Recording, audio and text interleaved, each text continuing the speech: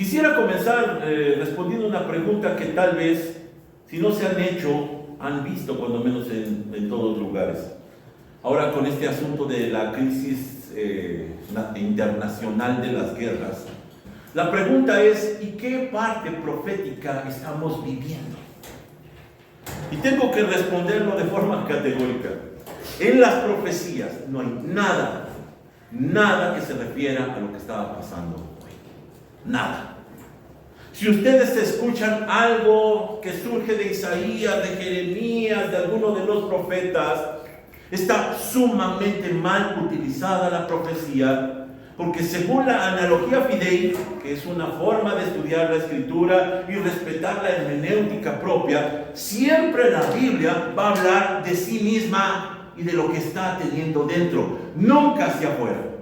Ahora los cristianos seguramente en los púlpitos habrá muchas predicaciones que tengan que ver más bien con los diarios, con las informaciones externas, pero no con la que la Biblia misma dice. La palabra de Dios no tiene nada que decirnos ahora, sino que Cristo ha vencido y que la iglesia es el reino de Jesucristo implantado en esta tierra. Comienzo de esta forma, porque cuando vamos a ver este tema de el templo espiritual, Cristo como el templo espiritual, empezamos a encaminarnos un poco hacia la escatología, en donde vamos a ver lo que la palabra de Dios dice y lo que no dice, y que se ha pretendido que diga. Aquello que no necesariamente es correcto y que más bien desatiende la hermenéutica sana y nos lleva entonces a muchos errores que nos pueden propiciar muchas ansiedades.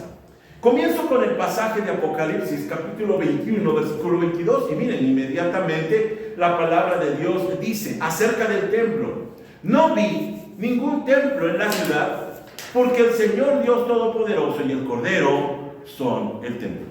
Cuando está cerrando el Apocalipsis con la narración bíblica, cuando está hablando de los tiempos en donde se está culminando todo, dice en ese momento que en esa nueva Jerusalén que ha descendido del cielo, dice que hay una novedad: no hay templo.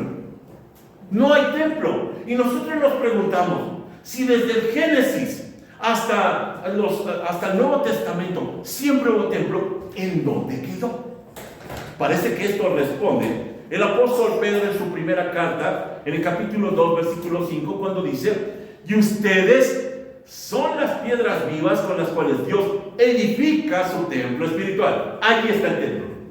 El templo físico va a ser suplido por el templo espiritual, haciendo eco también a lo que el Señor Jesús había dicho en Juan 2, 19.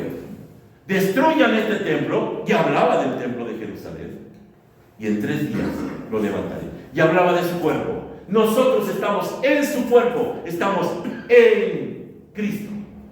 Esta serie ya de 17 temas en Cristo, entonces nos obliga a analizar el gran tema del templo espiritual. Y la primera pregunta que tenemos que responder es: ¿qué es un templo?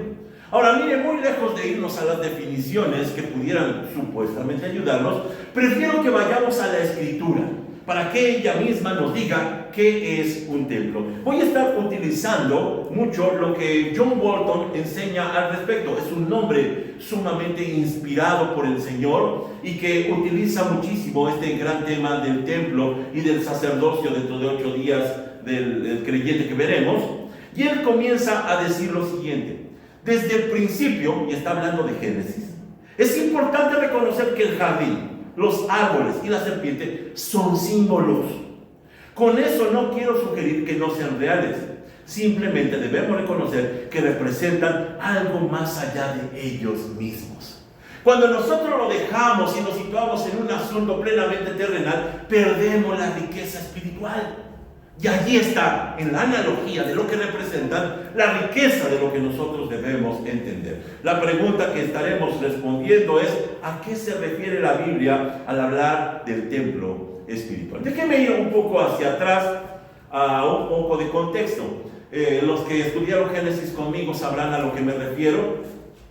Pero primero tenemos que ir precisamente a las bases que nos permitan entender qué es un templo, para no solamente definirlos según nuestra cosmovisión moderna.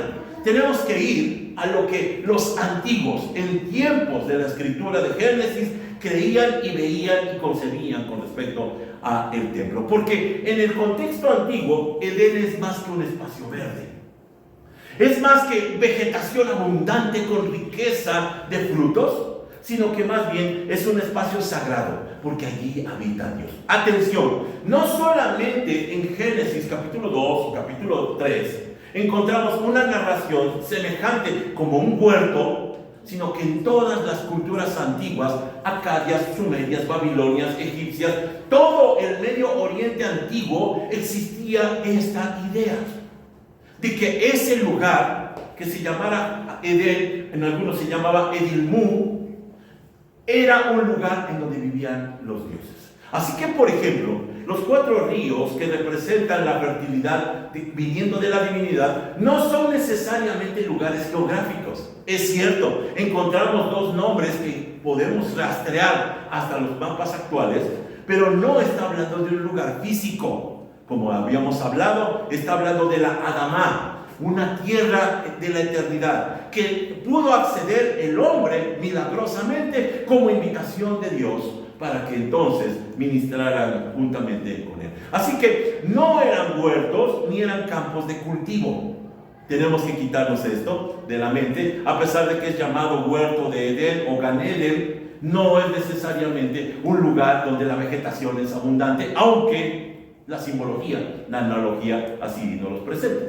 Y es que en todas las culturas antiguas, ese era el lugar donde se proveía de fruta al Dios.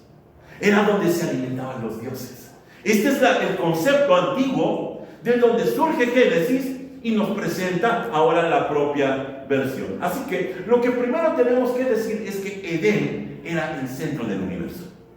Era el centro del universo. Cuando nosotros estamos leyendo Génesis, tenemos que tener en mente que lo que nos está presentando entonces es el centro del gobierno de todas las cosas en donde Dios está. Y esto es un reflejo del lugar santísimo. Si usted se acuerda, dentro del tabernáculo, después del templo, había un lugar que se llamaba el atrio. Después estaba el lugar santo, en donde podían entrar los sacerdotes a ministrar. Y después, lo más profundo de todo, era el llamado lugar santísimo.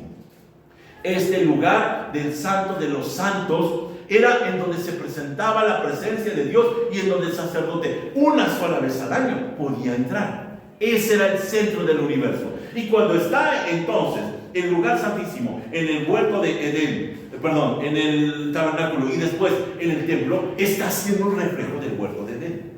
Es donde estaba Dios. Es donde convivía Dios con los seres humanos. Así que tenemos que tener este cuidado. John Walton nuevamente dice: si el texto opta por utilizar símbolos metafóricos, es libre de hacerlo, y seríamos negligentes si los leyéramos de cualquier otra manera. La gran tragedia de la cristiandad es ignorar estos símbolos. Desde allí comenzamos mal. ¿Cómo entenderemos las últimas profecías de Apocalipsis si no entendemos Génesis? Y ahí está el gran conflicto. Hoy todos seguramente están hablando de los últimos tiempos sin entender Génesis. Y ahí están los errores. Tenemos nosotros que darle el valor adecuado. Hay un hombre, Othmar Kiel. Este hombre no es cristiano, es un estudioso de los acadios, en donde cuando él está haciendo el análisis de lo que es o fue la Torre de Babel, dice algunas cosas que nos tienen que hacer pensar en lo que estamos tomando hoy en consideración. Él dice: en los templos escalonados, y está hablando de la Torre de Babel, dice, el rasgo de escalera domina por lo general al de colina primigenia. Déjeme hacer una explicación. Este concepto de colina primigenia es un concepto teológico egipcio. Igual en todas las culturas, como en Génesis, se piensa que al principio de todas las cosas solamente había agua, y por lo tanto no había vida humana. Así que en un momento dado se separaron las partes secas de la tierra de las partes del agua, y entonces surgió la primera colina, la primera isla, el primer monte, donde por fin vino a nacer vino a ser creado el ser humano. Sigo leyendo. Es obvio a dónde conducen las gigantescas escaleras. El Sigurat de Larsa tiene este bello nombre. casa de la unión entre el cielo y la tierra. Ahora, yo quiero que pongamos atención sobre todo a esa última frase, que es muy importante. Cuando está hablando este hombre de lo que significó el Sigurat, que es conocido por nosotros en la Escritura como la Torre de Babel, dice que tiene un nombre particular: casa de la unión entre el cielo y la tierra. En el acadio es Etemenaki, casa de la fundación de los cielos y la tierra. ¿Por qué? Porque en esos lugares que desafortunadamente se ha pensado y se ha creído erróneamente que eran tumbas, en realidad eran templos en donde era la invitación a que subiera el hombre y bajara en Dios.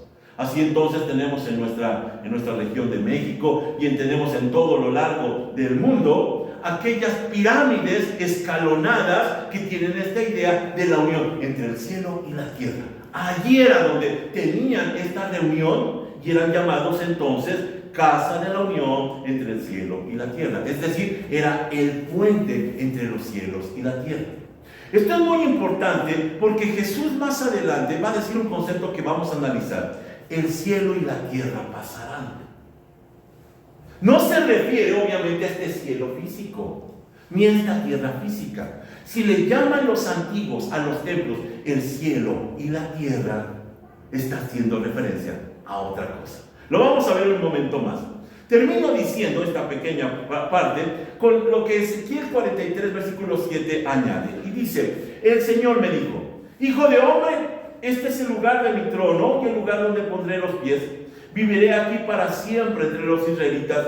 Ni ellos ni sus reyes volverán a profanar mi santo nombre, cometiendo adulterio al rendir culto a otros dioses y honrando las reliquias de sus reyes ya muertos. Así que lo que nosotros tenemos que entender para comprender el concepto de templo es que viene de las culturas antiguas, 2000 años antes de Cristo o más. Allí ellos concebían que ese lugar, fuera un sigurat, fuera una pirámide, era llamado, habíamos dicho, era llamado casa de la unión entre el cielo y la tierra. Más corto el nombre, era llamado el cielo y la tierra. Cada templo se llamaba el cielo y la tierra. Ahora, con esto vamos a analizar la única frase que voy a presentar en este día, que dice: en Cristo se encuentra construido el templo eterno. Ahora sí, vamos a tratar de ver a qué se refiere cuando nosotros somos invitados a participar o a estar en el templo eterno que es la iglesia. Primeramente déjenme ir a Génesis capítulo 2, porque el templo está sugerido en Génesis con un término particular, el término Shabbat. Voy a hacer referencia a Génesis 2.2, no está dentro de la programación de la proyección, pero déjenme leerlo. Dice: cuando llegó el séptimo día, Dios ya había terminado su obra de creación y descansó de toda su labor. Esa palabra descansó es Shabbat. Así que cuando concluyó la creación de los cielos y de la tierra, dice simplemente que descansó. Shabbat. Ahora miren cómo lo utiliza la misma escritura en Éxodo 20:11. Sí, cuando estamos nosotros analizando lo que llama la mayoría los 10 mandamientos. Dice: pues en 6 días el Señor hizo los cielos, la tierra, el mar y todo lo que hay en ellos, pero el séptimo día descansó. Por eso el Señor bendijo el día de descanso y lo apartó como un día santo.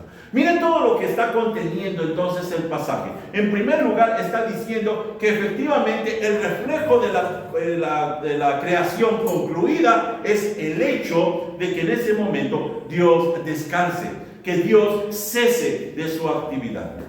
Ahora, si se da cuenta, quienes han seguido más o menos los temas van a decir: bueno, aquí hay una aparente contradicción, porque yo he enseñado que el Shabbat significa cesar, es la manera más correcta. Sin embargo, hay una acepción que también debemos de considerar, que es descanso. ¿Por qué? Porque la misma escritura lo sigue utilizando posteriormente, así que podemos hacer esta dualidad para entenderlo. En el Salmo 132, cuando está hablando ya en tiempos de David, ahora proféticamente acerca de lo que ha pasado, dice: vayamos al santuario del Señor, adoremos al pie de su trono. ¿Se da cuenta? Está hablando del templo. Levántate, oh Señor, y entra en tu lugar de descanso, junto con el arca, símbolo de tu poder. El lugar que es el templo, es llamado el lugar de descanso. Y allí está el reflejo literario. La palabra descanso, que es Shabbat, lo vemos ahora nuevamente en Éxodo 20 y en el Salmo 132. Más adelante, en los versículos 13 y 14, vuelve a decir: pues el Señor ha escogido a Jerusalén, ha querido que sea su hogar. Y dice: este es mi lugar de descanso para siempre. Dijo: viviré aquí porque este es el lugar que he deseado. La palabra de Dios nos presenta entonces que el templo también se le conoce como el lugar de descanso. En hebreo es menujá. La palabra hebrea no es tan importante, sino es para definir que es el lugar en donde Dios vive. Eso es lo que está diciendo. En su momento, Dios vivió en el tabernáculo, después se trasladó al templo de Salomón. Allí dice, es la menujá, es el lugar donde Dios reside. Sin embargo, hay algo más que añadir con respecto a lo que significa el lugar de descanso. En Deuteronomio capítulo 12, versículo 10, se le dice a Josué como comisión antes de entrar a la tierra prometida: sin embargo, pronto cruzarás el río Jordán y vivirás en la tierra que el Señor tu Dios te da, cuando Él te dé descanso de todos tus enemigos y estés viviendo a salvo en esta tierra. Los conceptos se repiten: descanso y estar viviendo en su tierra. Menujá, entra porque ya terminó su labor. Entran a ese lugar porque los enemigos ya no amenazan. Cuando ya no amenazan, se descansa, es decir, concluye un ciclo. Ahora, si usted hace el análisis de lo que dice Génesis capítulo 1, vemos que el Señor, que Dios, está muy atareado trabajando en la creación. Y hay un corte muy significativo cuando entramos a Génesis capítulo 2, en donde entonces habla de que ya terminó el tiempo de creación y comienza un nuevo ciclo. Ese cambio de ciclo se le llama Shabbat. Cesa lo anterior y comienza algo nuevo.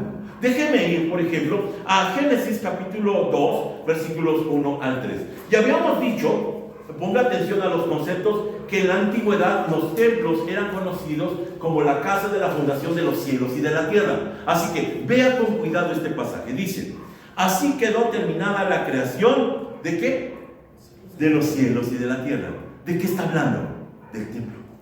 ¿Ya se dio cuenta? Sigue diciendo: y de todo lo que hay en ellos. Cuando llegó el séptimo día, Dios ya había terminado su obra de creación y descansó de toda su labor.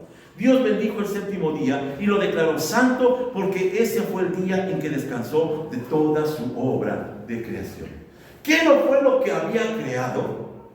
Según lo que entendían los antiguos y leían, era el templo, porque allí dice los cielos y la tierra. Así que no es tan simple como solamente pensar que terminó de hacer los árboles, terminó de hacer el cielo y la tierra y el agua, sino que está hablando en términos simbólicos de algo más grande.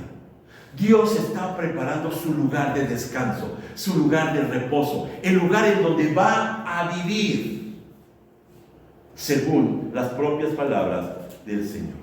Ahora, esto lo vemos reflejado sobre todo porque el cambio de ciclo, cuando ha terminado la labor de crear los cielos y la tierra, ahora comienza un nuevo periodo. Un nuevo periodo muy interesante en donde comienza el lugar de gobierno, comienza el tiempo del gobierno. Hay un caso muy interesante, siempre era muy interesante cuando los fariseos, cuando los religiosos judíos le peleaban al Señor diciendo: es que el sábado se tiene que cuidar y no se debe de hacer nada. Y Él les responde de manera magistral en Juan 5:17: mi Padre trabaja y yo también. Es decir, que cuando nosotros hablamos del descanso, el Shabbat, no está hablando de la no actividad, está hablando del cambio de actividad. Dios ha terminado la creación y ahora viene no el descanso, como nosotros pensamos, viene lo ocioso, sino viene el tiempo de gobierno. Entra a su creación, entra a su lugar de reposo y cambia de ciclo. Allí es donde Jesús dice: estamos trabajando. Ustedes lo malentendieron. Todavía estamos en labores, porque cesar no es ocioso.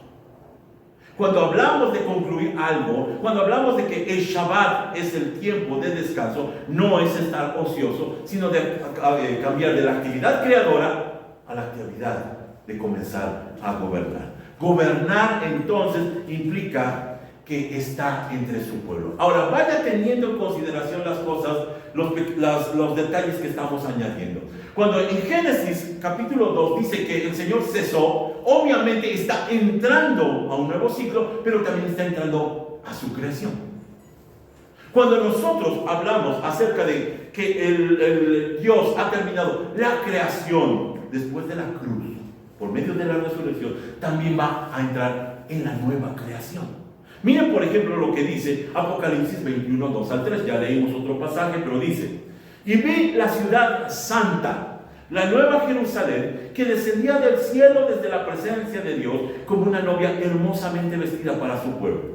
Oí una fuerte voz que salía del trono y decía, atención con esto: miren, el hogar de Dios ahora está entre su pueblo, Él vivirá con ellos, y ellos serán su pueblo, Dios mismo estará con ellos. La clave para entender el pasaje no es buscar en medio de la inmensidad del cielo una edificación que venga caminando en medio de la nada, en medio del espacio, y que venga entonces literalmente a ubicarse aquí en la tierra. ¿Ha escuchado esa noticia? Supuestamente la NASA ya encontró, es un fake, por supuesto, es falso, que viene una edificación grandísima en el cielo y los cristianos están celebrando porque van a ver cómo van a regresar entonces, o va a venir la nueva Jerusalén. La clave para entenderlo es: el hogar de Dios ahora está entre su pueblo. Dice, Él vivirá con ellos y ellos serán su pueblo. ¿En dónde entró a vivir y habitar el Señor en esta época? En la iglesia. No es un lugar físico, es la iglesia. Cuando ha terminado su obra por medio de la cruz, terminando con la vieja creación que no tenía remedio, ahora muertos nosotros juntamente con Cristo, somos resucitados para vivir una nueva experiencia, para vivir en un tiempo de resurrección y ser incluidos en el nuevo templo escatológico, la iglesia.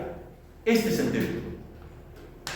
Así que las referencias que estamos encontrando en la Escritura nos enseñan que estamos en lo correcto. Por ejemplo, Hebreos 4:10 vuelve a decir: pues todos los que han entrado en el descanso de Dios han descansado de su trabajo. Vean los términos, otra vez se vuelven a utilizar. Tal como Dios descansó del suyo después de crear al mundo. El creyente entra juntamente con Dios al reposo, al descanso. Cesa de sus trabajos, cesa de sus empeños, todo aquello que era tan terrible y tan pesado en el Antiguo Testamento, cumpliendo con las ceremonias, cumpliendo con los sacrificios, cumpliendo con las fiestas, se termina, cesa.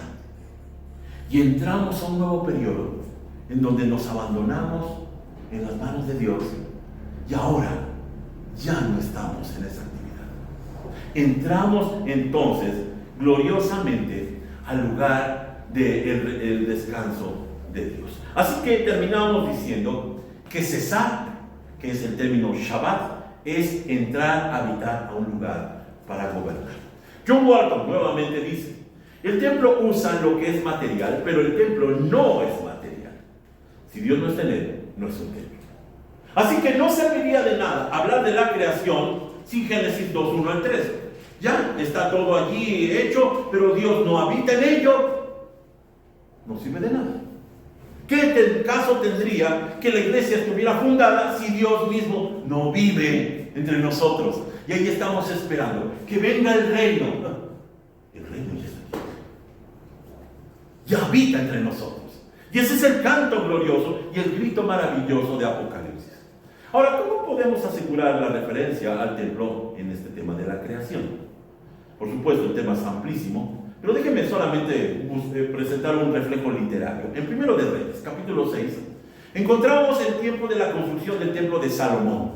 Salomón es el encargado de edificar esa gran construcción y dice la palabra de Dios. Miren, ponga atención.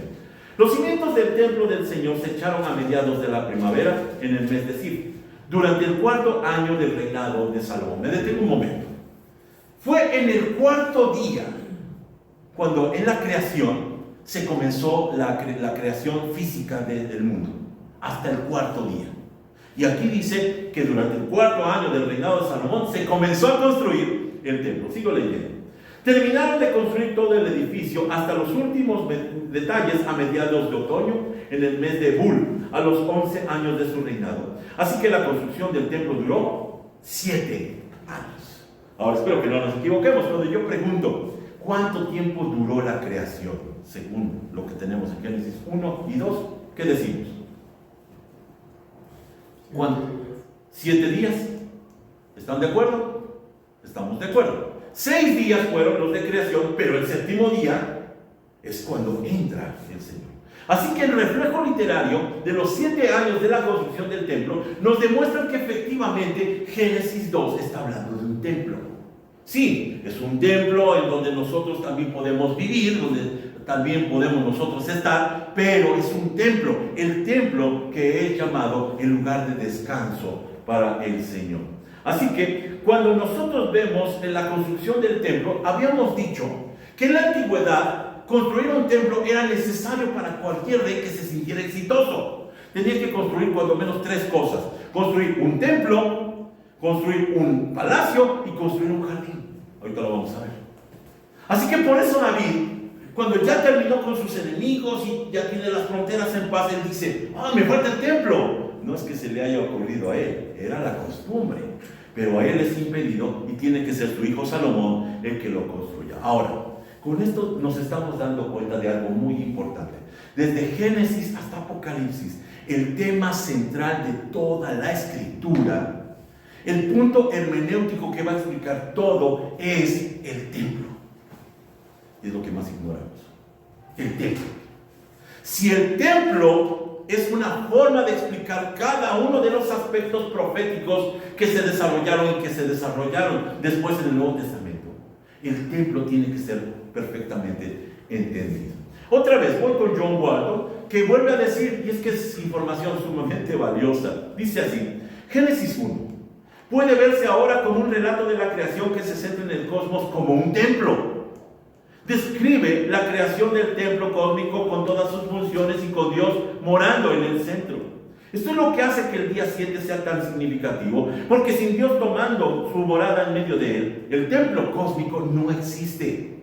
La verdad más central del relato de la creación es que este mundo es un lugar para la presencia de Dios. Aunque todas las funciones son antropocéntricas, satisfaciendo las necesidades de la humanidad, el templo cósmico es teocéntrico, con la presencia de Dios sirviendo como elemento definitorio de la existencia. Esto representa un cambio que ha tenido lugar durante los 7 días, antes del primer día. El Espíritu de Dios estaba activo sobre el cosmos no funcional, se movía el Espíritu sobre las aguas. Dios estaba involucrado, pero aún no había tomado su residencia. El establecimiento del templo cósmico funcional es efectuado por Dios tomando su residencia en el día 7. Esto nos da una perspectiva de antes y después del papel de Dios. Así que con esto empezamos a darnos cuenta que la narración de Génesis 1 y Génesis 2 es la narración del cosmos como templo. Esto que nosotros tenemos fue originalmente el templo de Dios, hasta que llegó el pecado. Esto era el lugar en donde residía Dios. El templo, el cosmos, como templo. Por ejemplo, nuevamente John Walton vuelve a decir lo siguiente: los templos egipcios sirvieron de modelo del cosmos, en el que el suelo representaba la tierra y el techo, el cielo. Me detengo un momento. Sin duda alguna, si usted ha visto algún programa de Nat Geo o de Discovery Channel, va a encontrar en egiptología que es común que todos los templos tienen arriba de ellos las constelaciones. Todas las constelaciones, todos los cielos, incluso aquí en México. Pero curiosamente, en todas las paredes están actividades que son comunes a esta tierra. Sembrar, hacer pan. Es la unión del cielo y la tierra. Es el templo. ¿Qué pasó con el templo de Jerusalén? Exactamente lo mismo. Estaba tapizado, estaba lleno, sobre todo de elementos que tenían que ver con la divinidad. Por ejemplo, los querubines, que impedían la entrada, igual como el huerto del Edén, para que no pasara nada inapropiado. Allí estaba la menorá, que era la luz, y había muchos elementos que nos hacían recordar la divinidad de la presencia de Dios.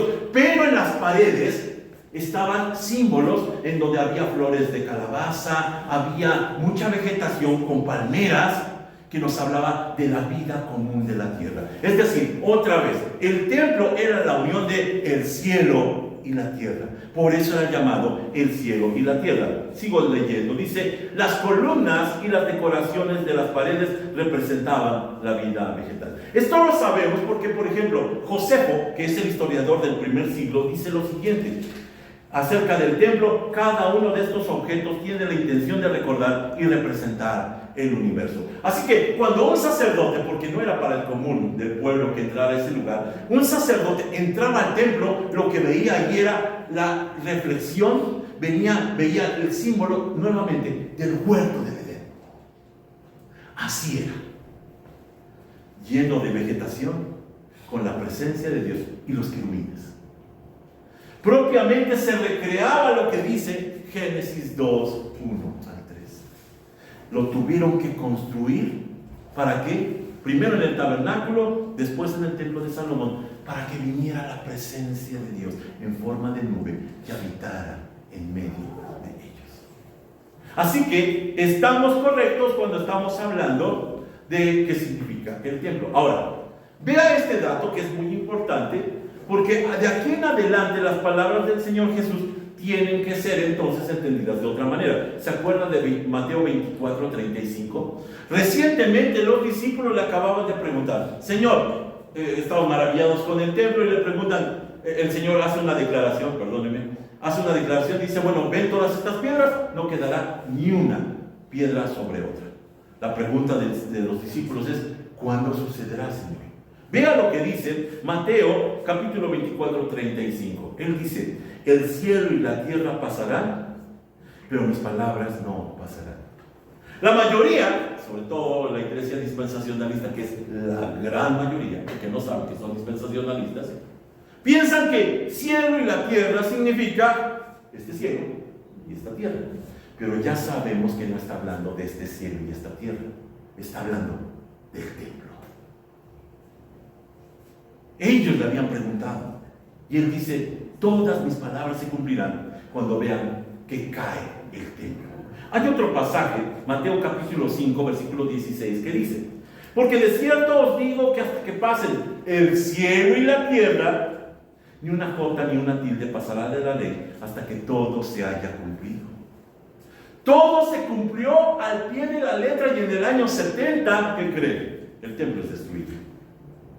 Siempre se refirió al templo. Así que lo malo es cuando nosotros, occidentales, 2000 años después, tratamos de interpretar este libro con nuestros propios conceptos, nuestras propias definiciones, y erramos completamente. Y allí estamos diciendo: ya viene el fin de los tiempos y los cielos van a pasar y la tierra van a pasar. No estaba hablando de eso. Estaba hablando del templo de Jerusalén. Siempre habló del templo de Jerusalén. ¿Cómo lo sabemos? Porque allí los conceptos fueron sembrados desde el Antiguo Testamento, desde Génesis capítulo 2. Pero todos los evitamos, todos los ignoramos. Y allí estamos torpemente haciendo teología humana y no teología divina. Así que referirse a cielos y tierra es referencia directa al templo. Es directamente al templo que tendría que ser destruido para dar lugar a otro templo. Porque el Señor ya no habitaba en el templo de Jerusalén. Ahora necesitaba un nuevo templo. Déjenme hacer la última reflexión acerca de esto. ¿Por qué debía ser destruido el templo de Jerusalén? Y déjenme ubicar unos 200 años antes de Cristo. 200 años antes de Cristo sucedió la gran tragedia de la helenización. Digo la gran tragedia porque para el pueblo judío eso fue. Llegó Alejandro Magno, conquistó todas esas tierras e impuso entonces su cultura, el helenismo, llamado así. Allí tuvieron una polémica, sobre todo los religiosos, porque había quien decía: pues ni modo, vamos a adecuarnos a lo que Alejandro Magno implica o nos pide, y los que decían: no, de ninguna manera, el templo debe ser intocable, inviolable, debemos de respetar. Por supuesto, que cuando vieron que se imponía el helenismo, los sacerdotes, los hijos de Sadoc, los sadoquitas, no los saduceos, los sadoquitas, decidieron salir del templo, siendo los sacerdotes originales, y se fueron a vivir al desierto. En 1947 se encontraron unas vasijas que tenían dentro grandes informaciones de pergaminos, cerca de una comunidad que se llamaba Qumran. Allí fueron a vivir, en ese lugar. Y allí en esos documentos, o entre esos documentos, se encuentra el texto de la comunidad, también conocido como el documento de Damasco. No lo traje explícitamente porque es muy largo, pero el texto plantea la manera como Belial, que nosotros conocemos como Satán, engañó a Israel haciéndole creer que estaba bien el templo, no importaba lo que había sucedido. Sin embargo, ellos sabían que era impuro y por eso se habían salido, se fueron de Jerusalén y se fueron a vivir en el desierto. Ahora, esto tiene muchas implicaciones. Esto yo lo explico en un libro que primeramente Dios me va a permitir sacar en estos días siguientes, en donde yo hago el análisis del lugar en donde está surgiendo todo esto. Y es importante porque nosotros pensamos que el cristianismo tiene una rotura con lo que sería el judaísmo ortodoxo, y no es así. Lo que pasa es que el judaísmo ortodoxo no estaba entre los fariseos ni los saduceos, estaba con los esenios. Los esenios tenían esta perspectiva de esperar al Mesías para que pusiera todas las cosas en orden, porque el templo simplemente ya no servía, estaba impuro, y por lo tanto la presencia de Dios ya no estaba ahí. Efectivamente, en el año 65 antes de Cristo, el general Pompeyo entra hasta el lugar santísimo y no hay nada, está vacío y no le pasa nada. ¿Por qué? La presencia de Dios ya no está. Así que ese templo está desaprobado, y allí es donde ellos, utilizando Isaías 43, lo apropian hacia ellos cuando se dan cuenta que ellos son los que van a cumplir esta profecía, donde dice: escuchen, es la voz de alguien que clama, abran camino a través del desierto para el Señor, hagan una carretera derecha a través de la tierra baldía para nuestro Dios. Ahora, usted seguramente está diciendo, ¿pero qué no ese fue Juan el Bautista?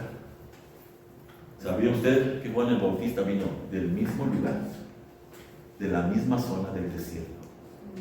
Y que justamente donde posiblemente bautizaba eran cerca de los lugares de Qumran. Así que ellos miran con la expectativa de que Dios venga a poner orden en ese templo que durante siglos funcionó, pero que ahora, a pesar de la belleza que tiene por Herodes el Grande, 40 y tantos años embelleciéndolo, no sirve porque no está la presencia de Dios allí.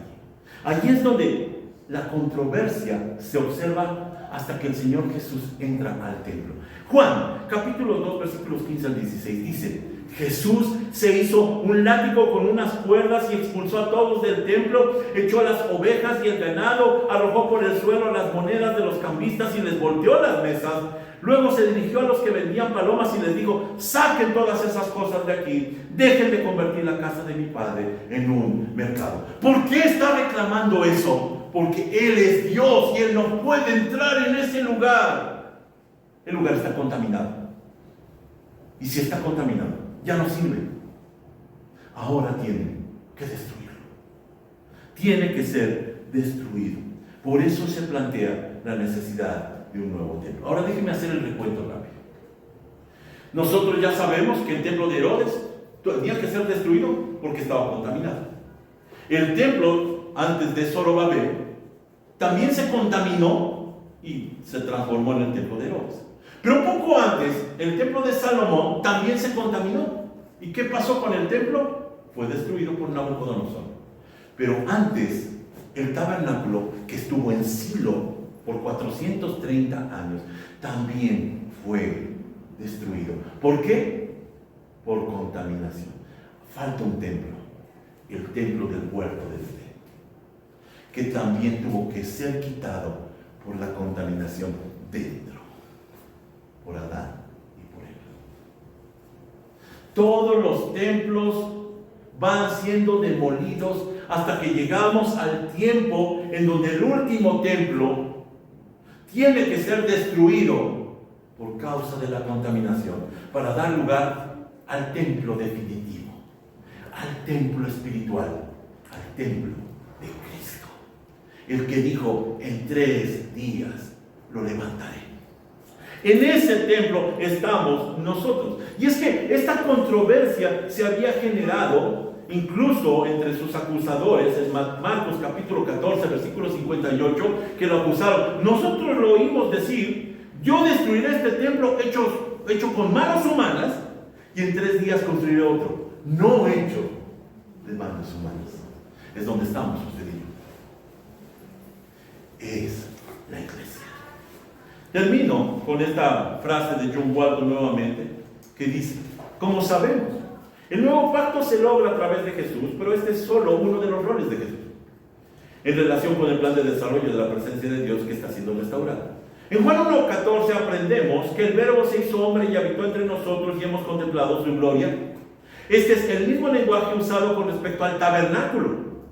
La encarnación juega un papel importante en hacer que la presencia de Dios esté disponible en medio de su pueblo. De esta manera, Jesús reemplaza al templo. Juan 1:14 es muy importante, porque cuando está hablando de que habitó entre nosotros, el término en el griego es eskenó, que traducido es habitó en tienda, tabernaculizó, como en el desierto.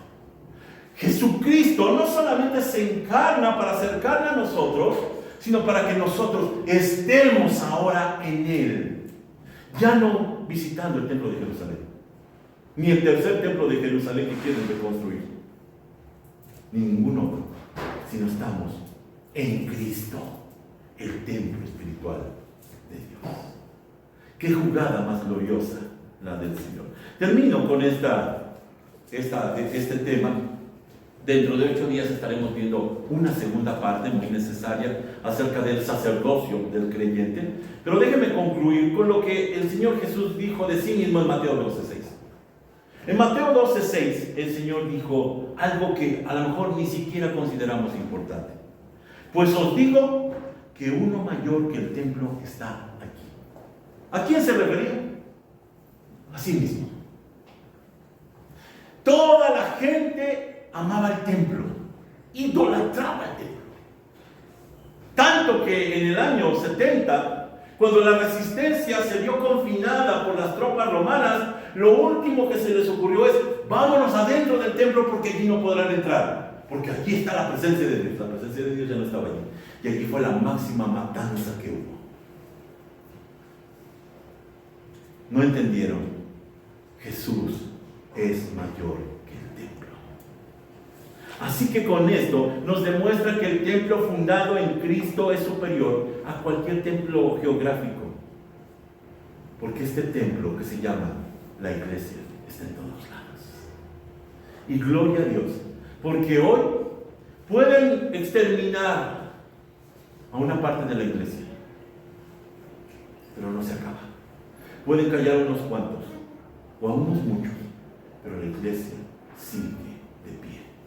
Ya no depende de un templo, porque el templo espiritual es Cristo y nosotros estamos en Cristo. Padre, te agradecemos entonces por el regalo maravilloso. Lo que ojo no vio ni oído oyó, ahora ha sido revelado a nosotros, Señor. Y de manera gloriosa participamos de lo que hubieran esperado los profetas, los padres de Israel, y que ahora, Señor, tenemos como bendita posibilidad solamente por estar en Cristo. Celebramos, Señor, entonces que estamos en los tiempos donde todo se ha cumplido, donde todo se ha completado. Te agradecemos, Señor, porque con esto el corazón no teme. No importando que las naciones se despedacen, tú has cumplido todo, Señor. Nuestro corazón está en paz. Gracias te damos, Señor, por esta hora, por esta palabra, en el nombre de Jesús. Amén.